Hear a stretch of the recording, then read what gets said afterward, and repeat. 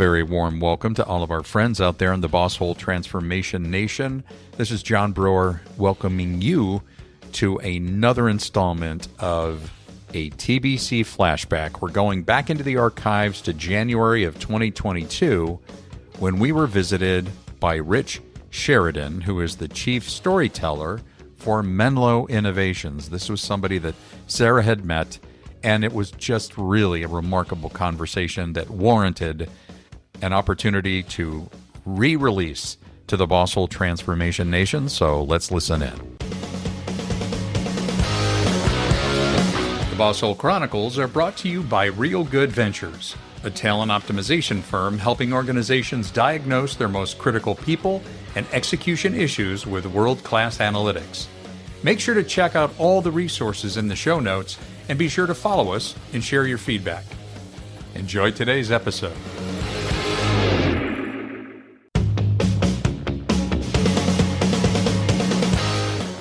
The Boss Hole Chronicles are brought to you by Real Good Ventures, a talent optimization firm helping organizations diagnose their most critical people and execution issues with world-class analytics. Make sure to check out all the resources in the show notes and be sure to follow us and share your feedback. Enjoy today's episode. Welcome back, everybody, to the Boss Hole Chronicles. It is so great to have you here. We are so blessed by all of our listeners out there in our growing audience. My name is John Brewer. I'm your co-host today, and I am joined by, you know what I'm going to say. She's just flat out amazing and a very special individual. My colleague, friend, co-host, Sarah Best. Sarah, how are you today? John, how could I not be amazing after such a kind introduction? You're wonderful, and it is good to be here. I'm great. Thank you. And it's been we've had a break here. Like you've done a couple episodes. You did an episode with Karen. I did one with Karen. You've been on assignment. I've been on assignment. It's so good to be back together again. And especially today, because we have another subject matter expert episode teed up. And this is somebody you met not too long ago, Sarah, and you said, oh my gosh, we've got to have him on the podcast. So with that, I'm just going to throw it over to you to introduce our guest today. Thank you, John. It is the season of joy. I guess any season can be a season of joy. That's what makes our subject matter expert today quite extra special. But if I may, first let me welcome to the podcast Rich Sheridan, CEO and Chief Storyteller and Tour Guide at Menlo Innovations. Rich, welcome to the podcast. Thanks, Sarah. It's great to be here. Yeah, I had the privilege of listening to Rich provide a keynote to, 300-400 people a couple of months back. And he's going to share today some of what he shared to that particular audience. But it really resonated. What connected for me was that I think we are all in the business of boss hole prevention, boss hole intervention, and no one is really born to be a boss hole. That there are experiences and circumstances we encounter, and we need tools, we need approaches, we need strategies for overcoming what can really become obstacles to our well-being and our effectiveness as leaders. So let me just tell you a little bit about Rich before we dig in. He is the CEO, as I mentioned, of Menlo Innovations. This company is amazing and it's worth a whole episode of the podcast all by itself. But Rich became disillusioned in the middle of his career, working at in the technology industry, which can be very chaotic. He had an all-consuming thought, and it's simple and powerful. Things can be better, much better. He had to find a way. And why couldn't workplace be filled with camaraderie, human energy, creativity, productivity? And I think in the light of the circumstances of the last 2 years, recognizing that we can still have that we can create that is powerful. Ultimately, Rich co-founded Menlo Innovations in 2001 to end human suffering in the workplace. Who cannot hang a hat on that? It's amazing. His unique approach to custom software creation is so surprisingly different that 3,000 people a year travel from around the world just to see how Menlo Innovations does what they do. His passion for creating joyful work environments led to his best-selling and widely celebrated book, Joy, Inc., How We Build a Workplace People Love. His highly anticipated second book, Chief Joy Officer, came out in December of 2018 and will continue to prove that a positive and engaging leadership style is actually good for business. Rich, we're just so excited to have you here and cannot wait to dig in. How are you? I'm doing well. We are thriving again after a tough 2020, like I'm sure a lot of people had. Mm-hmm. Yeah. I think a great place to start today, Rich, would be for you to tell us a little bit about the disillusionment you encountered, a little bit about your story, which has inspired some pretty incredible work. Yeah, I touched a computer, Sarah, for the first time 50 years ago. I was just a kid in high school. Macomb County, just north of Detroit, was one of the first 3 counties in the nation to offer computer science curriculum to high school students. And I just happened to be a freshman at this high school in Macomb County, touched a computer, and I fell in love. I knew what I wanted to do the rest of my days. I started programming for pay before I could even drive a car. Eventually went to the University of Michigan, got a couple of degrees in computer science, computer engineering, Hmm. launched an official career in 1982 that by all measures looked perfect from the outside. Raises, promotions, stock options, greater title, greater authority, bigger teams, everything the world measures as success I had. And by my mid-30s, I wanted out. Hmm. I didn't want to be in the industry anymore. Here I had this job that was, my parents were very proud of me. My wife was delighted with how I was taking care of her and our 3 daughters.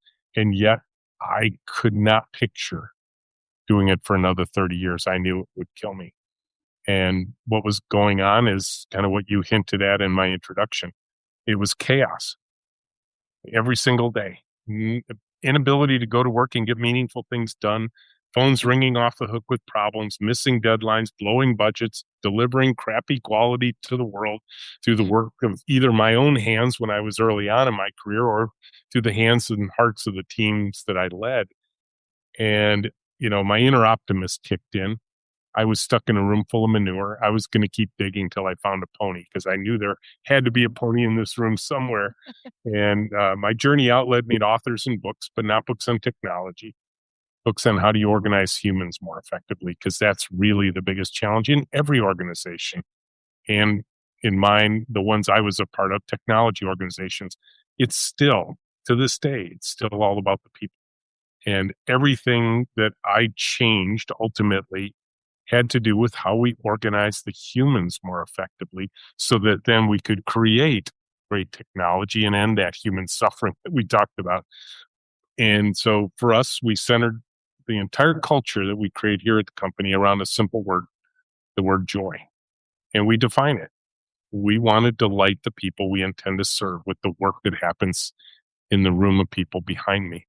And we want to have people see what we've created, use it every single day in their lives, if that's appropriate, and tell us they love it, which is the only thing that thrills the heart of a software engineer, is to create something useful that gets done, gets delivered, and people start using it in large numbers and tell you, I love this software. And that's what I wanted for me. That's what I wanted for the team of people I was leading. And in order to do that, we had to craft an entire culture and fit the processes to that culture so that we could create these results systematically, not just by chance. And it's all centered on this idea of joy. Yeah, joy is an interesting word, typically not a word you hear in the context of work life, right? If you ask people, where do you get your joy? They'll talk about their kids or their grandkids or their church or their school or their community or their hobbies. Not too many people are going to turn towards work and say, that's where I get my joy. Mm-hmm. I think that's where we spend the majority of our working hours or our waking hours is in the office, working away. Most of our lives are spent in that time. Really? We can't get our joy there either? No, it can. It is possible. You have to be intentional about it, though. Rich, that just resonates with us because at Real Good Ventures, our mission is to help people find what we say meaning and fulfillment in their work. And through that, not to sort of jump onto your definition of joy, but it's absolutely relevant, and organizations that don't focus on that are just missing so much. So that is so refreshing to hear. I just wanted to I wanted to share that with you because it resonates with us. Yeah, thanks, John. And, I will tell you what I have found over the years of using this word joy is, much like even in this conversation, it's an infectious word. You just drop joy in a conversation once, and all of a sudden it'll start popping up like little popcorn in the conversation that follows, because people want that in their lives. Yeah. And they certainly want it in their work lives. Oh my gosh. Here. I can't help but think about, that tough period of time where after a significant period of time in the industry, you could not see yourself being sustained. You could not stay there any longer. I would love to hear a little bit more about what were some of those challenges. I know it was chaotic and not enough time in the day to do what you had to do. Were there leadership issues, and what were those? Did you deal with boss holes? I did, successfully. And I think I became one, quite frankly, Mm. Because quite frankly, when you're a young leader and you're popping out of your little managerial eggshell, who are you going to imprint on? You're going to imprint on the person who promoted you. And so I'm sure there were moments where I behaved just like the people who led me, even though I had great disdain for the results I was producing and their management style. Sure. And I can remember one of my first jobs out of college, and when you're a young programmer, I will tell you the holy grail is to get a new project, something.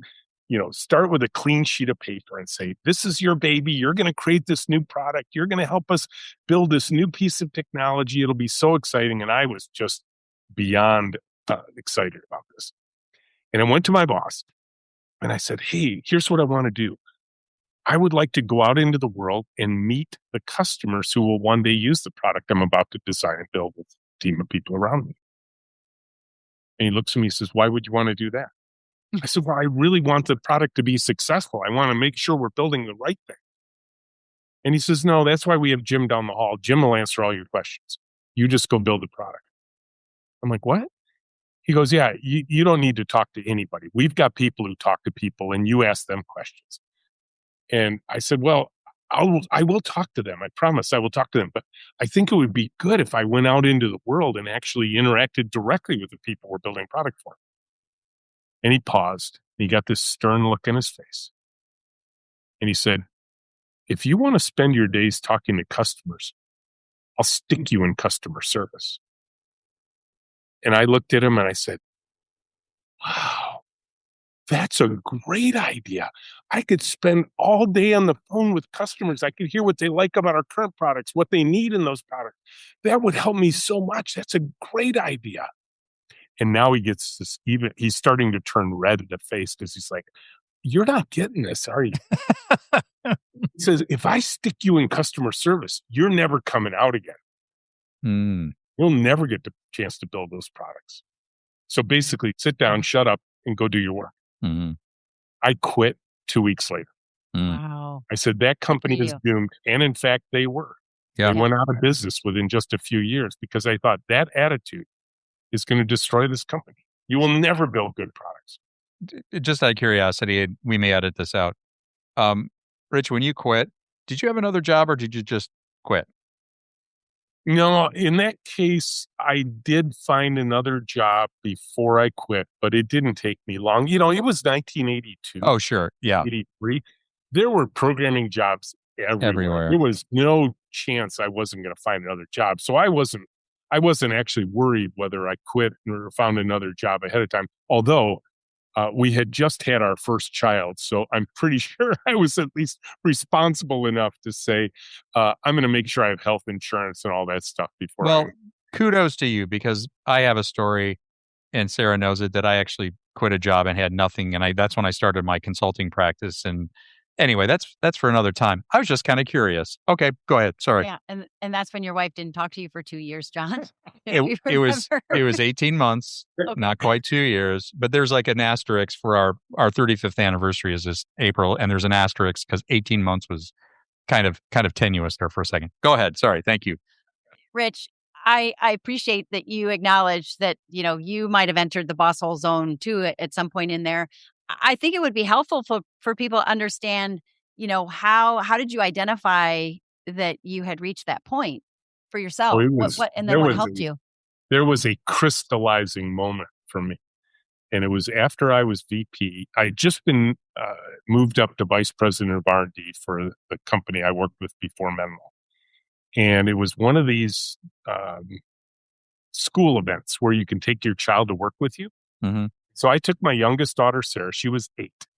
And it was take your child to work day so the child can watch their parent in their work environment, be inspired to careers of their own.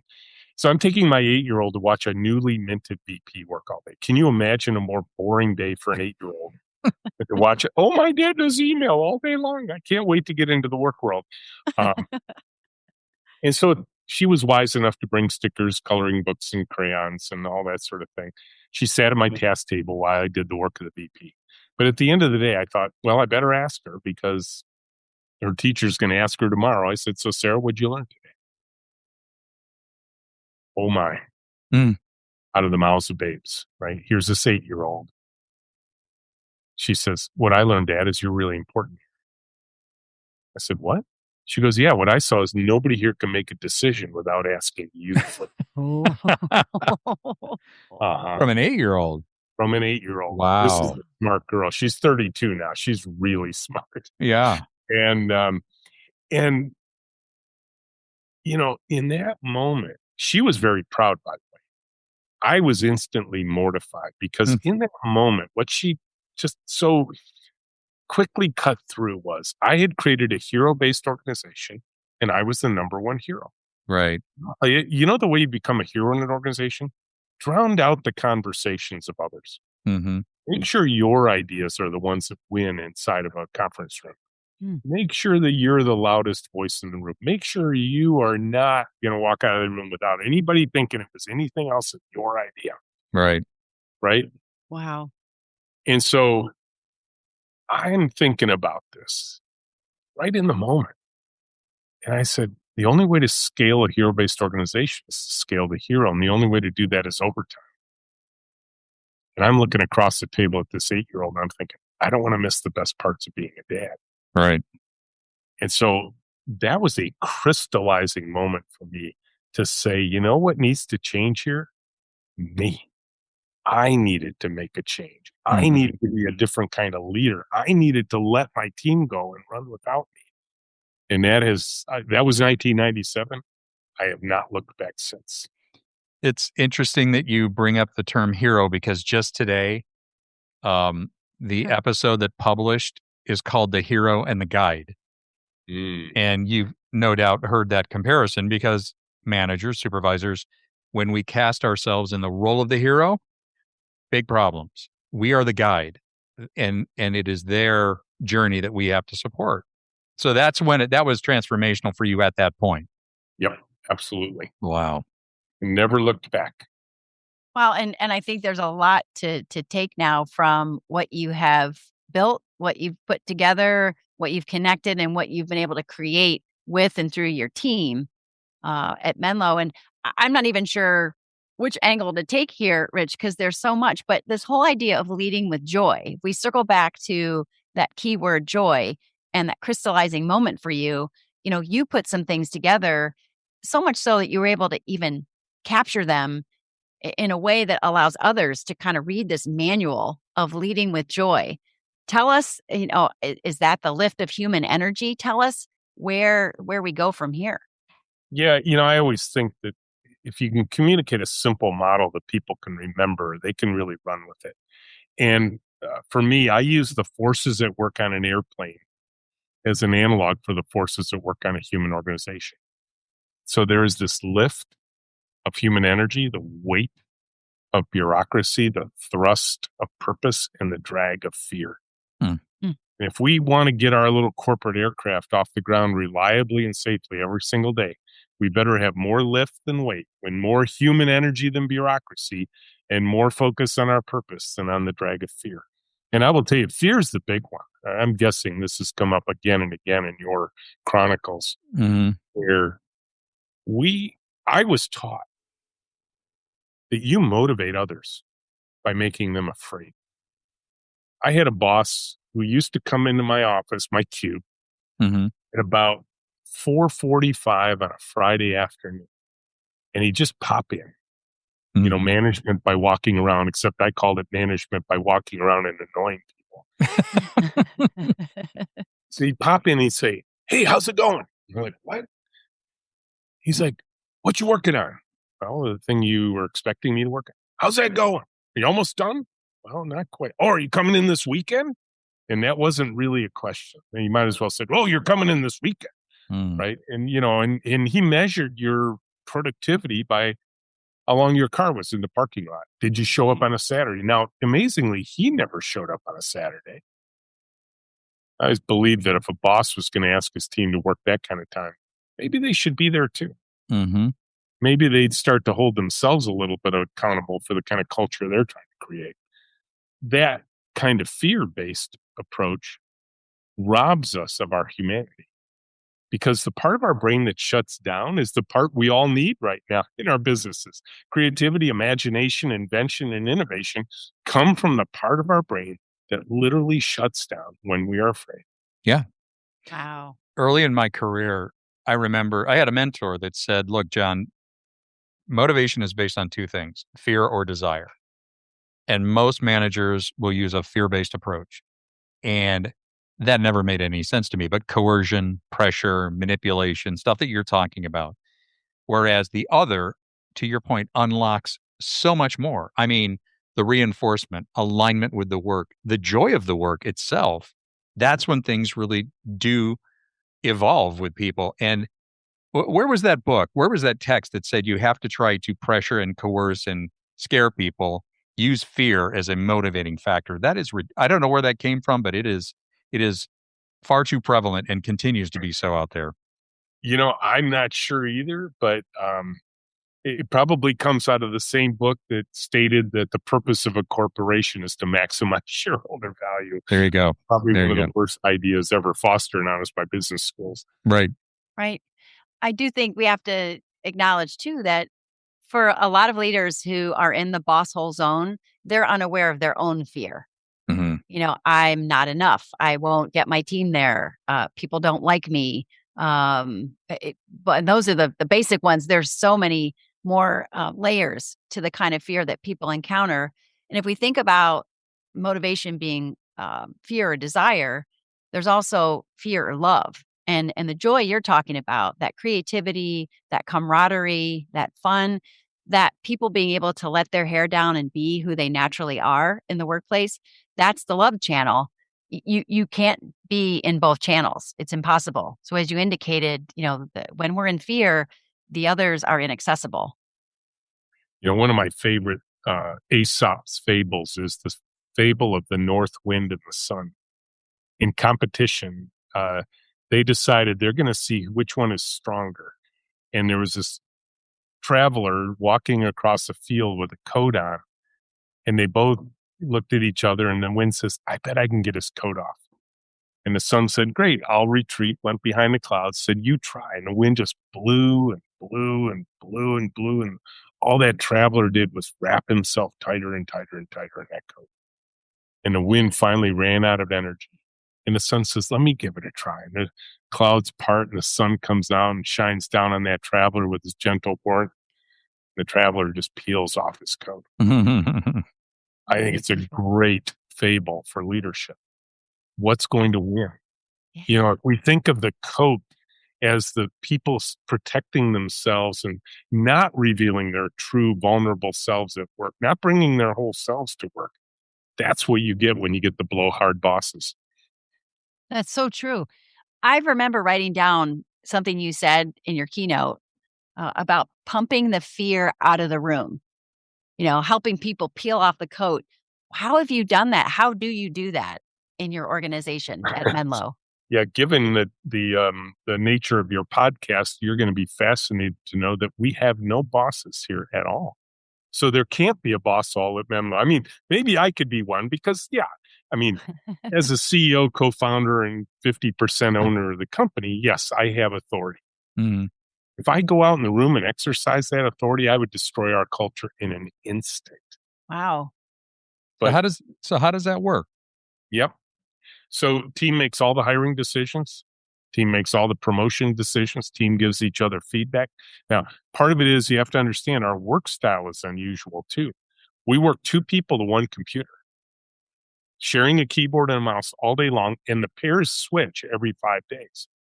So nobody's ever together with the pair partner longer than 5 days. So the team organizes themselves every week as to who should be paired with who should we be on which projects. And again, no hierarchical authority going on. This is a collaborative effort among the team. And then if it comes time, we have a public display of all of our compensation. So everybody here knows what everybody else is making. There's one way to pump fear out of the room. Because have you ever noticed that when you don't share information with humans, they make up stuff in its absence and they never make up a better story than the truth? They always make up a worse story. Mm-hmm. Yes. That kind of stuff promotes fear, right? But if you publicly display it, it doesn't mean it's perfect. But we always say the artifacts we use here don't solve the problems. They expose the problems so the humans can solve the problems. Mm-hmm. So if you see an imbalance in the chart, if you don't think where you're supposed to be, if you think you should be moving up in our chart of pay levels and that sort of thing, you go to your peers and talk to them about it. And we have taught them over the years to have those gentle conversations, those growth encouraging conversations with people. Now, we're a regular team. We have regular human beings. It's not nirvana here. It doesn't go well every single day. It's not like we don't have conflict, and it's not like we don't have difficult conversations from time to time. But what we've taught the team to do is care enough about each other that when conflict arises, to check in with the other person. Say, like, are you okay? Is everything going on in your life? Is there something going on that's causing you some pain right now? Or did I cause that pain, right? Mm-hmm. How many times when we are in conflict with another person, of course we assume it's the other person. Really? You think it could have been you that started this? Oh, no, not me. How could that be? I had no, ill intent in my heart for the other person. But maybe I just, maybe I did something wrong. I should fess up to it. This peer evaluation process, the team has designed it. They do a wonderful job with it. I will tell you, there's no better people to know how someone's doing here than the peers you pair with on a weekly basis. I mean, how much would I know as a boss about the people who are working out there? Think how vacant most annual performance reviews are, Mm-hmm. right? Getting you do it once a year, or, at least that's been the old system. You close the door and you talk about, the 12 things you did wrong in the last year. And you're like, wow, could you told me that back in January when I started doing? Well, no, we need to talk about these things. And then, we bin them into, meets expectations or exceeds expectations and all that sort of thing. I can guarantee you no one, not a single human being ever went into an annual performance review thinking to themselves, yeah, this year I pretty much just met expectations. Everybody goes in thinking, I tore the cover off the ball this year. Yeah, I rocked it. That's right. And I'm going to get an exceeds. And the boss is like, well, only 3.5% of you can get an exceeds expectations this year based on how we're going to dole out and you got one 3 years ago, John, so we can't hand one out to you again. Right. I don't know who thinks up this stuff. I know. It's remarkable. It really is. Yeah. It seems to me you've cracked the code on, it's so revolutionary and so simple, but yet clearly it's effective. That you're in your environment, people are empowered. They're totally empowered. Yeah. Wow. And, I will tell you, what it does for me? It simplifies my life. Mm-hmm. I will tell you, these days, this team is racing ahead of me so fast I can barely keep up. I'm hearing about stuff they're inventing, experiments they're running, things they're trying. I'm like, what? When did you decide to do that? But this is their company. They believe in what we've created. And I think that's a powerful system inside of an organization. When you create a system that people actually believe in, it's a powerful force. How big is the team, Rich? So right now we're at 45 people, John. We were as high as 55 people pre-pandemic. Okay. The reason I ask is that, we had another guest on, and gosh, I can't remember, Sarah, what Artie talked about. There was this theory that once you get beyond a certain, I mean, that in terms of relationships, that once you get past a certain number, Right. the genuine nature of it just starts to fall off, and there's a certain threshold that you hit. And I wonder if, you've sort of been able to create this dynamic with 45 people, that's a sizable group, but I would imagine that within it, you've pared it down or literally worked it to to dyads, and then created a real dynamic by mixing those up all the time, so that there's a bit more universal nature of accountability, understanding, and relationship building. That's interesting. And Eh, relationships, right? I mean, Right. they know each other. You spend 40 hours working at a keyboard and mouse with somebody, guess what? You're going to get to know them as a human being, not just as a colleague. Right. It's funny. People are out there going, well, I'm sure they could afford to get everybody their own keyboard and mouse, but help them understand that's intentional. Yeah, that's Oh, no, intentional. it's very intentional. It goes to Yeah. the heart of a couple of big problems. In the software industry in particular, we have these tower of knowledge problems where there's one person on a team who knows everything about a singular tower of technical knowledge, and nobody else knows what they know. Right. That person can't go on vacation without taking their cell phone and their laptop. They're incessantly checking their email while they're away. That's not a vacation. You're just changing your work location at that point. Right. These companies that say, hey, we're going to give you a cell phone and a laptop so you can work from anywhere. Well, that sounds freeing, but here's what they're really saying. We expect you to work from everywhere all the time. Mm-hmm. And that's a fear-based system all by itself. We actually have a system here through peer pressure alone. When you go on vacation, we forbid you from checking email while you're away. Wow. Working. Smart. Yeah. And if we catch you checking work email while you're away, we will make fun of you when you come back to the office. There is a public shaming at the office. I won't call it shaming. There's more like, we're going to have a good laugh over this. Right. Right. So, I remember one time I was going on vacation and Lisa looked at me and she said, Rich, that whole no checking email applies to you too. Mm-hmm. And I said, well, Lisa, I'm the CEO. I got to check email. I don't want to come home to 1,000. She said, well, how about if you have us check your email while you're away? And she said, I'm sure there will be a few we can't handle, but we'll tell them you're away. And when you come back, we'll have them in a special, folder for you to check. When I came back, 18 messages after a week's vacation. Wow. Holy cow. Suddenly it was like, I just had a vacation. Like the guy I want for the team.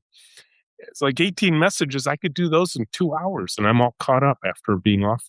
It was incredible. That is incredible. I have to ask, Rich, have you encountered, what we would describe in our world as poor job fit? Have you encountered somebody who's been hired and they just didn't thrive in an environment where they were collaborating they needed to collaborate effectively with others? Yeah. We don't try and be all things to all people. We have a very unique approach to all of the traditional HR processes, including how we interview. But it's not a perfect process, just like no interview process is perfect. And there are times where we decide it's not working out, or they decide it's not working out. So they either leave us or we part company with them. Mm-hmm. And I always tell the team at that point, I said, now switch from talking with Sarah, the employee, to Sarah, the human being. Ask her what she needs. Where does she need to go next? Where would she like to look for work, and that sort of thing. So we try and handle that with dignity and respect. But of course, we have a very unique culture here. Some people get really enamored with it at the beginning, and then they realize it's not for them, and that's okay. We're not going to change our culture to fit an individual. Our culture is what it is. It's very clear. We're very upfront with it. We do tours. We've written books about it. People can come visit and see, and then they can try it. Yes, it's so much to offer. I know Rich will include in the show notes links to both Joy Inc., your first book, and then your more recent book, Chief Joy Officer, How Great Leaders Elevate Human Energy and Eliminate Fear, which is that model, that simple model you talked about. and then I know there's real practical application in the book. I'm dying to know what's next for you. You're speaking, you're talking, you're inviting others into your organization to learn how to apply these ideas in their own organizations. But what's on the horizon for you? Yeah, a lot of people are looking like, hey, Rich, you're looking, like maybe you're thinking about retirement. And I was telling them, I got 30 years to figure that out. I'm only 64, so I've got another 30 years to figure out the retirement equation. There you go. Yeah, obviously the pandemic has caused us to have to reinvent many of the traditional practices we've used at Menlo over these years. And I wasn't sure my old brain was ready for that. And good news, the team led. I followed. And now I see what they're doing. We absolutely emerged stronger from the pandemic, which was kind of a call to arms here. We set up a rallying cry when the pandemic started that we will get back to thriving again. And it was a 5-step plan of survive, adapt, sustain, emerge stronger, and thrive again if we do all those other things. And we got there. And it was delightful to watch the team lead that effort. And I will say what I'm learning to do personally, Sarah, is just keep stepping back, letting them lead, letting the team lead. They are growing the company. They are growing personally. And it is just a delight to watch. I find, be a little careful how you say this with an earshot. I find the less I do, the better things go here. That's a good arrangement. That's pretty impressive. And yeah, I am toying with the idea of a third book. And my imagined title is Joy Inc. 2, How We Rebuilt a Workplace People Love and Emerged Stronger. Oh, very and valuable. a lot of lessons. We have learned so much during the pandemic times. It's just incredible. I would have never guessed what we would go through and what we've learned. So, Rich, staying on that, if you were to give our boss holes that are listening in and intrigued by your message, and they do listen, if you were to take them aside and say, I got one thing for you to really do right now, what would that be? Well, I think the simplest thing to say is often the hardest thing to do is be intentional about your culture. Most cultures are default cultures. Who did we hire? What behaviors do we tolerate? What attitudes walked in the door this morning? But no one can define those kind of cultures. And sometimes those cultures can work really well for a long time until they stop. And nobody knew then what allowed them to work. There was probably some hero in the mix somewhere and they departed and then the whole thing fell apart. So my encouragement is build an intentionally joyful culture. And I choose those words very carefully. And then begin fitting every part of the processes of your company to that cultural intention, including, and maybe even especially, every single step of the traditional HR process. How do we recruit? How do we interview? How do we select? How do we onboard? Probably one of the most difficult HR processes ever invented. How do we onboard new people, particularly in pandemic times? How do we give feedback? How do we promote? And quite frankly, at what point should we fire someone? Yeah. Great advice. Thank you. Such good stuff. Rich, it's been a true delight to have you on the podcast. I think our listeners would be gifted, no, let me say that differently. I think our listeners would really receive a great gift from reading, in particular, Chief Joy Officer. It really goes into more detail about a lot of what you've talked about today. But, thanks for your humility, your willingness to empower others. I think, we keep coming back to this idea on the Boss Hole Chronicles that people just want to be fulfilled. And one way to be fulfilled is to own and to drive and to find meaning in what they do. And you've done a really decent job of that. Well done. Thank you. I really appreciate it. We'll see you next time, folks, on the Boss Hole Chronicles. Thanks very much for checking out this episode of the Boss Hole Chronicles. It was so good to have you here. And if you have your own Boss Hole story that you want to share with the Boss Hole Transformation Nation, just reach out. You can email us at mystory@thebossholechronicles.com. Again, mystory@thebossholechronicles.com. We'll see you next time.